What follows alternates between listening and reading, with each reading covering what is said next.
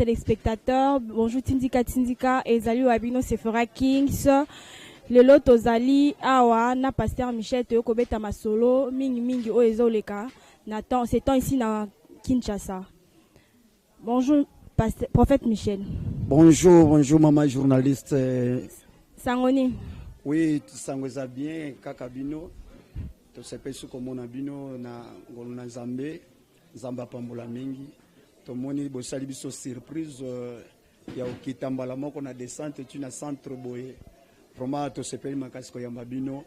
Zamba pambola pe balani nyoso ya tindika TV. Bo balanda kabiso de près de loin. To pesi bino mbota tabu kangami na bandaku. Na poto to pesi bino bambote mingi. Na pesi susu cameraman na biso junior oya sala ke bulanda biso na bilili kitoko ya boye pe chaîne oyo soki bozolanda ngo bokozala desute parce que zaka makambo ya solo pe balanda katina source kande omoni alandi lelo nzamba pambola mingi. Merci pasteur Michel. Avis na yo tokoki koyeba avis na yo par rapport à actualité ya IDPS ba combattant ba tomboki. Oui, ba tomboki par rapport au moni na ba lit ba sala basala baliti moko ya minene batika bandako bandeko na bango bakufa balala libanda basapato etengama et bazalaki na ba promesse basalaki mama journaliste bazwaki batiaki vie na bango na danger par rapport à kolobake ndenge soki lelo to longi biso IDPS to longi to kozwa misala mais eloko ezali ko kamwisa bango eza ndenge nini basali combat d'élite balongi yango mais bato bauti na bapoto bazui ba poste bato bauti na ba intérieur bazui ba poste mais bango bato babanola la libanda masasi ba climogène mais lelo yo ba se retrouver na rien ba ko selika kaka parce que mutu nyoso abunda kapo lobi azala quelqu'un ce sont des licenciés batanga baza batia papate sko amona keno mutu moko bauti mboka yewona mbala moko azui poste moko boye azozwa salaire sko ya la libanda ya permanence wana bambula ibele ce n'est pas facile alors yango tozo senga na secrétaire général ya IDPS ayeba ozwa makamwana amen parce que zali vraiment malamu te ozoma mutu nyaso abunda kapwa resi donc obundeli mutu mususu aye oya tokaki te oya rataki lisasi te ayo koma na place wana et simba te ozomona bible zoloba bien que oyo lingi basalela te ko salela moninga te ozomona bavanda IDPS to yebelaki yango boete IDPS désordre koti na kati parce que bato bakombi koluka mutu na mutu kombi koluka intérêt personnel ozomona natia petit na ngai natia boy asa combattant il y a des combattants au basouffra banyokwama alors en retour il fallait pas bénéfice na bango ezani donc et comme na tour que no parti na bango ezi place ba bandai koluka donc bazo continuer ka kolela non eza lokola papa kati andako et papa asombi lupango asombi ndako mais bana balala kana veranda bana batata mwasi soki baye bakoti na ndako ba pelisi télévision et vous trouvez ça normal? Non, on il faut que boyango on a maman journaliste en tout cas il fallait batalango penza bien secrétaire général atalango même président de la république na kolongana no parce que lelo mande ko silaye akozonga kana parti alors il fallait yeba koluka kimia na kati on parce que et ça la bien te que non parti ya mokonzi ya mboka parti esala ke mokonzi ya mboka abima ezala na désordre non et ça la bien te on a to senge penza attaque na apôtre de Dieu bazongi sa penza eloko na ndenge to yeblaki yango et nzamba ko pambola bango. Merci apôtre Michel. Tokoki koyeba avis na yo par rapport ya ndenge discours à chef de l'état lobaki pona bino pona kovanda na bandaku par rapport na bino ba handicapé avis na bino kokozala nini. Donc nazo déplorer en plus nazo lela makasi par rapport à quoi bandicapé ba vivre to vivre ka na mikoti na kati to vivre ka na mendicité en général ba bongi ba bazolu ka bazamuke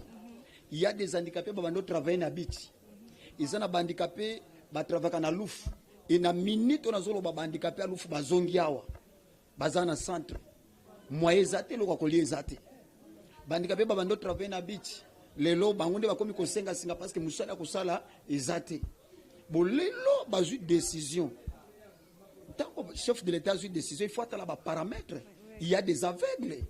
il faut aller il faut muto simbe lobo patambola na ye siko akolia ndenge nini biso ba handicapé ceux qui abiminde bakokabela enda kolia mais bilelo na bilelo ezana nzala yango nazo senga na chef de l'état gouvernement bozolanda biso malamu lokola centre ya munene ya ville ya Kinshasa yango yovandia ozali plus de 500 personnes et plus de 140 familles il y a personne vivant avec handicap ezana handicapé msoza na 14 bana ezana handicapé msoza na basi mibale ezana handicapé msoza na mwasi moko 7 bana et bango tout bazawana akolesa bana wana ndenge nini alors tango ba décision zoya il faut que no batuana na préparer ba olia loso ata loso ya pamba tozo senga na gouvernement ba ministre bazolanda ba handicapé bazo souffrir ozomona soko tali ba vélo muso ba handicapé bazo tambola nango okondimango te mama journaliste ozomona il y a des ba hommes d'affaires bazali tozala ba pasteur bazali ozomona ba pasteur bazo kino pesa même ba don et pas ba musicien ya mukeli mais ba handicapé bazo souffrir ozomona ba handicapé bazo sanga ba kani ya kotambola na yango na kobenga bino kotala moi mukebiso na don o église Congoli mbongo na souffrance na compte ya tabita neke to kosunga bande mais tellement que balobi ke no bako kabula même ata bilamba te mikolo oyo ndenge ezali handicapé azopanda ko bana tongo tipoko akobima soki akomika na porte di corona ngole wana donc bazo tindika yi donc attaque président handicapé attaque aumônier des personnes vivant avec handicap attaque président des handicapés donc na zana mawa je suis désolé vraiment il y a comme on a, en tout cas tout ça pour ça il y a application il y a chef de l'état tout ça pour ça vraiment secrétaire général il y a affaires sociales ministre affaires sociales atala likamboy avant vendredi parce que les artistes handicapés baobima na balabala parce que bazomona esika okende zate ozomona yesanga tango bakobima bolobi ete 20 personnes kasonga ko bengana po bango baza plus que kasonga parce que les handicapés sont tomboki lelo oyo kasonga ko maîtriser bango te attaque président na bango yango nazolela ke bakita basunga ba handicapé kolia na bango na pasi na minute tozoloba bakitisa bozola na biso partout na monde pour atalelo na sengi na États-Unis atalelo na sengi na France avion so pumbate nana oya nango donc président na gouvernement na ye gouvernement provincial bakita batela makambo oyo bakita na centre handicapé centre CAP na première baya kosungota la handicapé soki na lobi to tambola awa mama journaliste okotala lokola na suka kuna dans les panzani nyezo tambola eyeti wana handicapé bazui sanga président to sala na osala nini tozana mbongo na kesité tozana lokote tozo singa kino batina même atamituka gouverneur ngobila azolanda biso OVD bazali wana bakotina mituka baye ba pepeli biso ozomona et ça la passe mingi ba olia ndenge nini ndenge zali boy ceux qui même ata caméra ameki ko balola taboy okomona bandika pe ndenge bavandi vandi na ba velo na mabele na ba souci pona nini eloko akolier ça te et finalement tokosuka ndenge nini même jino azolanda biso sima caméra ako balola ta caméra ne muke aotala bandika pe ndenge bavandi bandika po babimaka ndeko oko balola muke batala bope pata bango baeba nali bumu c'est que tika na oliputa bazolo ba makambo mboka longola chapeau et c'est le monde entier bazolanda ozomona ce sont les handicapés lokola papa moni na suka kuna ye azaka mutu ya bichi ozomona bande ko bazali lokola ba mama boy baza ba documentaire ozomona bakolia ndenge nini na document rien ne marche ozomona libumu ne wazana baye ko vandela ngai wana président lelo to kokende te il faut luka solution siko nazana budget mon côté mama journaliste. Merci apôtre Miché. Par rapport il y a ministère Batiela Kibino 2 ans yangoyo avantage nini bwana avantage ni tozana ngo ye moko na no mutu batie kuna nano akitata wade na yebite centre nini ya siakita botie mutu ye moko kolanda omoni po botie mutu ba place wana il faut que tia mutu oyo auti na souffrance azonyo comme ayebi passe ba réalité à terre lokola ndenge tozotambola ozomona mais tozo soutenir nazo senga na ye que ndenge azali atikala na bureau te atikala na climatiseur te azana bande ko azana handicapé ezana bande ko makolo ebukana bazotambola na ba appareil alors batuana il faut qu'il t'a sur le terrain to nimaki que to sepela ki ne batie wana pour défendre ceux qui ont battu abengi biso to sali délégation na ebele ya handicapé to moni chef de l'état to kende ki réunion moko na ministre délégué ayebisi biso budget zali 0,3 points a osala na ngoni a otala na ngo province ni c'est-à-dire azana le côté alors le président a créé qui ministère wana il faut bimisana no budget moko boye personnel ou ya okopé ça y est par exemple ajouta $100,000 to pesi na ministère ba handicapé bazokufa po ba kunda handicapé na mendicité po to kende na cimetière na mendicité handicapé za malade po to somba kisi mendicité okomona handicapé zo keno tambo atombo kina eloko za na droit na été somme wana kake sala moto po bimisata moi $20 $20,000 ba pesi po ya ko somba kisi mais nous sommes quand même des responsables. Il faut quand même considérer biso la société. Nous ne sommes pas les handicapés mentaux. Nous sommes les handicapés physiques. Tous à peine à droit à vivre. Donc mon konza mboka il faut atalango que nous tous on a droit à vivre. Na kati mboka o. Ozomona. Ce n'est pas que non parce que tous handicapés tous à la rejeter. Qui est né d'Afrique du Sud. Nzamba sala biso ngolo. Yo kende libanda mboka. Otala ba condition handicapé. Ndenge azali. Handicapé za na chemin na. Ndako nyoso étage ezali et sengeli batia place handicapé comme tel. Ozomona. Mais pas na biso. Handicapé za moto est-ce que président national ekanda ndenge tonga za handicapé te. Ozomona. En tout cas ba yeba kotala makambo wana et surtout pour na kolia semaine esila te. Pour 21 mois balobi wana en tout cas ezala ozole kana microbe handicapé abendio. Abendio penza. Ozomona. Merci apôtre Miché. Donc, souci Nabino est chef de l'État, ça le Labino. Asala nano eloko moko sika ya kolia, loso ekita na ba centre. Kanenge to zolo baboni. Parce que ti vendredi biso toko bimana nzela. Toko bimana nzela, ngobila zoka, toko bimana nzela parce que handicapé na condition kende ba musuba ojo benga na hôpital. Na kei. Bon, yebisa ngawa toza plus de 600 personnes na loko na porte moko. Na kati ya porte moko ezali 6 familles. Yebisanga bakati ka bakaro ya mike. Yebisanga soki corona ekoti yao. Epidemie ya choléra bima eboma bato combien? Pona nini? Tout ça étouffé. Et puis na sengi même ata chef de l'état atonga ta place moko fungula centre mususu. Parce que handicapé bazola na cimetière ya Gombe, na ba terrassé. Ozomona. Alors, handicapé na pe bazana na droit ya vie. Ba ko ba la paix. Asali pe a préparer pe à venir na akobala ndenge nini ndenge tozali boye na ibi otobola tonga na ibi kobotisa kende na loka musala tant batali kaka boye il est handicapé donc ba éviter kino handicapé atanga ba éviter handicapé passer na bas de l'école et comme le kola être handicapé c'était et comme le kola injure moko boye même ozo kende na magasin po somba eloko comme on a muta sécurité bandiko tindika voilà. To sengi une application chef de l'État avant vraiment avant dimanche tout le monde dimanche côté za musika to zona posa na application gouvernement provincial ici que national ba kita pour ba ya kosala ba yo défendre kozo to za posa ba handicapé ba lia ata loso na mafuta ya pamba ba me mataba yo pesa bango ba saki ya loso ata na ba huile gouvernement za capable ya kosala yango to mona ki yawo batu bazinda ki yawo aviezi kaki balanda ki batu wana mais biso batu biboso no makole kufa ozomona en tout cas tous en pour sa application. Merci beaucoup maman journaliste. Apôtre Miché par rapport à maladie et comme le coronavirus, est-ce que Nzambe a lobé la rabinote ba servant de Dieu ba sali Nzambe a prévenir rabinote bien avant pour que boye ba comme est-ce que boki ko sala ko serre ko sangala plutôt pour na ko sala ba prière par rapport yango ya maladie ezo comme la biso.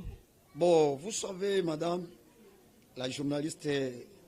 Ndenge Nazali attaqué l'apôtre de Dieu, révérend pasteur Michi, église Boanerche, où il y a un monde, il y a un bande ko Allemagne, bozolanda biso, mama magi mbote mingi, bino ba obosungaka mosali na bino yeyo na pesi mama emembote ndingi bozola na biso problème na biso ezali nini nzambe makambo o ezali makambo nzambe lobela biso te nzambe asi aloba que dans les derniers jours Matthieu chapitre 24 ce que tangi na Apocalypse chapitre 13 verset 1er ko kitanase alobi bokomona makambo ekoya eza moko ya basigne attend de la fin dans 2 semaines okomona makambo nyonso elimo nzambe ala musikaka parce qu'il y a des pasteurs impudiques avant une église wana musala ne kokosa bato na ba prophétie alokuta avant une église wana musala ne tindika nzambe alobeli ngai boye tinda nano $500 to mata ngomba poalia bamoni lokola nde omoni nzambe a créer lokona e ya ko récupérer bato nyonso bazana voya nzambe na Chine ebomi bato batikali te na Italie ebomi bato batikali te na Congo pe ko récupérer ba oyo ce qui récupérer ba boba otika mais awa nde na kangi yango amen onyo sozomo na izobeta wana na kangi yango do suka nango wana pe ko salema te pourquoi parce que coronavirus est un langage ya nzambe est une prophétie de Dieu que dans les derniers jours bokomona makambe ko yaboye il faut ba passer nzambe bayebo na lobaki même une émission moko awa na lobi ke batika système ko bato yako ko pambulama nzamba si apambola biso ko pambola meza ko lobete lorsque tu connais la parole de Dieu est-ce que tu pratiques cette parole et tu verras la bénédiction parce que la bénédiction de Dieu vient de l'Éternel lui-même et yaka na mutute ce qui nzamba lobi apambolo lelo ka neto sala émission tala ndenge ba olula ozomona ezaba tozolba te ba pesa ta émission ya journaliste nini numéro ya journaliste wa ozomona pona nini nzambe asia bimission na monde wana alors ndenge zali eza maloba nzambe bayeba église nyonso nazoloba ke makambo to bondela ka batasida bazobika kase épidémie ya rougeole yaki ba épidémie ya ndenge na ndenge choléra to arrêter ngo na prière eza ne loko moko te kotelema na kombo ya Yesu vous me suivez partout dans le monde eza ne loko moko te kotelema na kombo yo zo banga na kati ya ndako wana ote yo kanisi na kati ya ndako tango liwere yake kotaka te malade banga ka porte boyebisa ngai tango bazolo ba wa coronavirus bato bafanda 1 mètre na prison na cellule moko baza combien de prisonniers bato baza kuna 400 300 na cellule moko tala makambo tozolo ba il faut to yebake no liloba nzambe zoko kisama ozomona na famille mosusu ozokota ndenge nazolo belao famille mosusu na kati ya karo baza 15 personnes ceux qui moko azui 15 na ceux bazui centre mobile tango tokozwa centre mobile ya ata bolobi na taxi mibale na sima na okosola kaka mbule ezobeta bakomatisa bavitu pema wana tozopema tata tozolobana te pema wana ekotambola kati ya mutuka mobile totika kokosa babiloko wana soki nzambe abateli te mutu azobatela azosala mosala nini ya pamba yango nde napesi conseil même le chef de l'état aza chrétien osambelaka avokoma place wana batiaki yo maboko donc il faut yebisa bato ke no bayebake nzambe azali ozomona na minito yebisa ngai opposition etelemela eza na opposition kotelema kaka biso basali ya nzambe nde tozo arrêté yango napesi 2 semaines eza ngai mutu naloba na tindika koloba ke Fatia azokoma président bato nyonso batelemela ngai bafinga ngai balanda ngai na ba RTNC tout partout na landa ba émission bazoloba contre ngai o biso ne ba pasteur amine na lobi tokoti atembe Fatia azobima président de la République lelo oyo mutu yango oyo boyoka kai l'apôtre Ken Michel Bongeli okozwa numéro na sima kozala précédé émission zokoba toyokaki baza koloba ke chef de l'état apparemment akoma échantillon to akomi échantillon oui maman journaliste omoni mutu akoyaka mbala moko te ayasali Fati Félix aza mwana mboka to nyokoma na yawa to betama na batia MP biso to betama moi je ne suis pas né handicapé ngana botami handicapé te na botama bien ozomona wana to kosala ngo mukolo mususu Fatia koliawa ayebi bandunda yawa ayebi matembele ya mboka ayebi matamba ya mboka oyoki ayebi fufu ya mbuma ndenge azali wana ezana eloko moko te ko échapper alors mokoza ko yambala moko kaka tembala moko abandi ko sala musala te il faut à observer abanotala na osala ndenge ni lelo abandi ogogola ozomona général ye moko ake akangi singa na kingo ba interpellé ba général mosusu ba général bazo ozola na ngai wana ba général nyoso bakanya babanani il faut ba interpeller ba ozomona ba beta kanya ma déjà ça qui Asa qui déjà oh parce que nazaki naza na retraite alors nebo kiteli ngai problème ezalité ba général nyoso wana il fallait bayeba ozomona makambo basala d'ailleurs les handicapés bakoya parce que toyebi que no handicapés so ba bomama na makambo biso tokozala ka lokola banyama te biso toza sacrifice te ya mboka tala boka sasala lelo boka sazali wapi nzamba révéler nga boka sanenga za kati ya tourment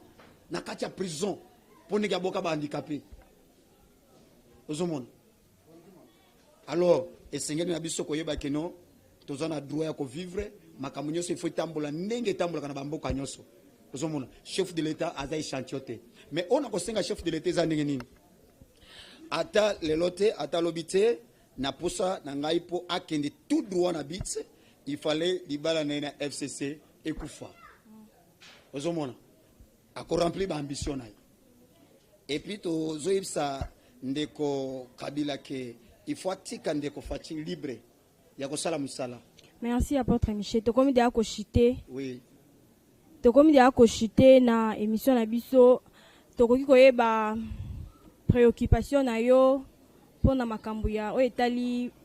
nini donc nazana posa penza libala ya FCC na cash et esila donc Kabila atika Faci sala musala ndenge zaleli ba matata poni wana bango nde babemeli biso matata poni muto akanga biti ba matata poni wana bango nde bamemeli bandikape ba malheur apôtre Michel batu babanga kotanga komba Kabila mais yo zotanga kombo na eboye Kabila assurance nini ozala ngo zotangira kombo ye moko ayebi ke muto na zona na likambo ayebi ndenge tokutana ozomona soko meki otutani dosa naza congolais na kotika la congolais na ko défendre mboka oyo ozomona donc mboko tozana droit ko défendre ngo parce que za mboka na biso ozomona ke lelo ndenge tozali boye ata mabe ata lelo ndenge bazolo ba ke 2023 Kabila kozonga ayo sala nini atika ki nini ya ko yo sala nini po kuto idée wana nazo ibisa déjà secrétaire général ya PPRD babenga kainani oya rataki président oyo Shadari donc alongola idée wana ekozalaka te pe ekozongaka te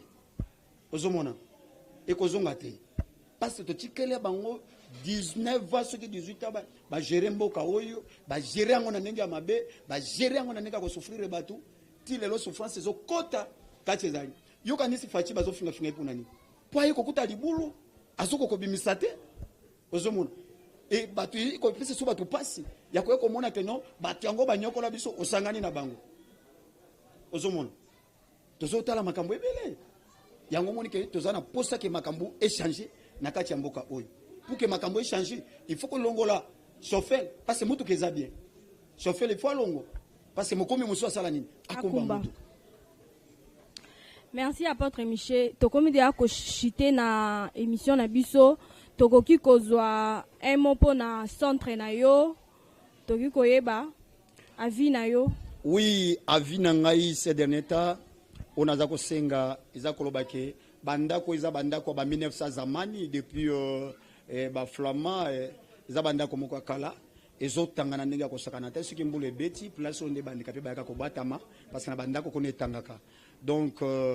eza pasi makasi to sengi penza na gouvernement provincial et sur national basoma batole mais on a zo senga nanu biloko akolia Nikolo pona coronavirus pone balobi boye tokotambola ebele tokobima na nzela ngo tokende wapi ti epa ngobila mutu akokota na birote mutu akobima te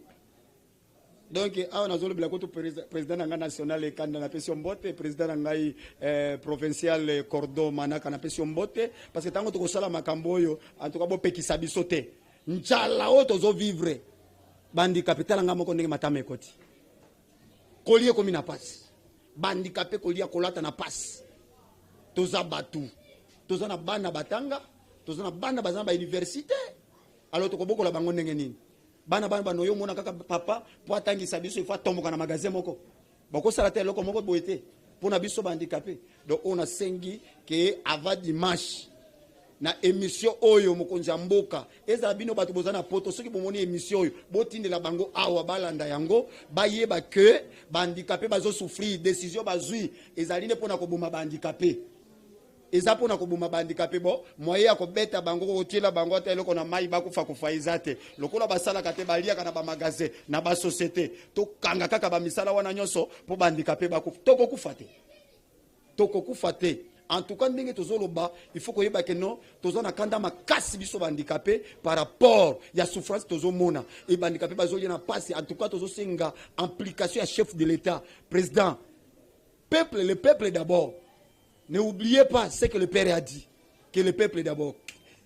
Ba peuple yango baza banane, nous le petit peuple. Bandicapé tozo souffrir, kolia na pasi yango to sengi keno moi ba loso ya atana mafuta. Parce que tito comme le 21 avril, handicapé ko vivre ndenge nini. Tozana bana awa, tozana bakoko totangisa bango malgré classe ezate. Sko tongo etani, esika ko bimele ezate, esko ke no senga ezate. Sko ba kolia ndenge nini. Yango tozo senga ke mokonzi ya mboka akita atala yango. Atuka soki ezate tokobenga bino lisusu, tokobenga bandeko mususu bakoya, tokoleka na bitando nyonso pona kolia ya bandicapé na décision bazui pona biso ezalokola bobomi biso avant kutu corona kota biso déjà tokufi. Merci apôtre Michel. Pour la tokoki kozwa compte pour la bato baza poso contacter ba kozwa contact na ndeni. Oui, nazo senga na bato nyonso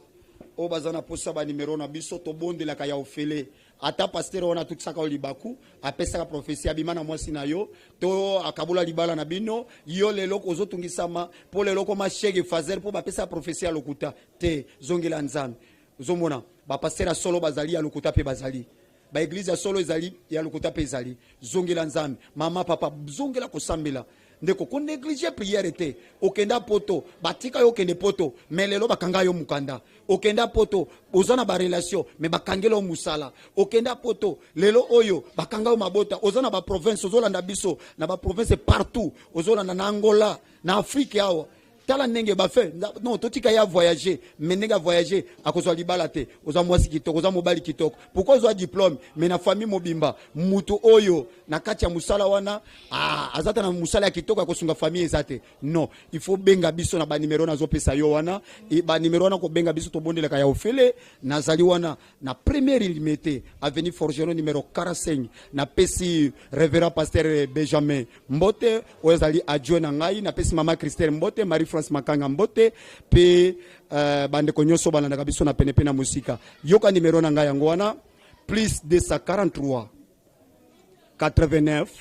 51 086 35 na zongeli yango po kangango bien parce que ozwi biki na retard ezali plus 243 89 51 086 35 donc na pamboli mboka na biso Congo pe na sengi nzamba batela Congo donc virus ezana esika ekoboma mutu moko lisusu awate na arrêté yango lelo et puis makambo etali ba église nazo senga na mokonzi ya mboka atala yango penza malamu parce que la Bible dit celui qui prie est capable de tout ça la prière toko vivre te donc prière ndezo sala bakuluna musulelo batiki kukuluna pona prière. Alors tango otiki ba démon na ba yeko zongela moto osetuko kozokota moto ka richette ozomona en tout cas batika prière ndezali mais basalita bo na semaine mobimba basambela ta mbala moko po na okeba nani wana et ça la bien ou bien bokota na prière bolati ba casque wana lokola ngabo na olata te po ekoyate ekokota te amen nzambe apambola mingi parce que tozondimela nzambe wana. Merci apôtre Michel. Merci beaucoup, chers téléspectateurs. Le lot aux Alaki na apôtre Michel, na première rue. Donc, na pesi bambo tebele, na boss nanga rifin qui sont bena papi kele. Na pesi bambo tebele, na camarade nangai Bénédicte Mwanza moté ma leader tango. Bambo tebele, na Cédric, bambo tebele na junior, bambo tebele na Gemma depuis majesteur. Donc, bambo tebele na maman abotingai. Donc, tokutani à la prochaine numéro. Merci.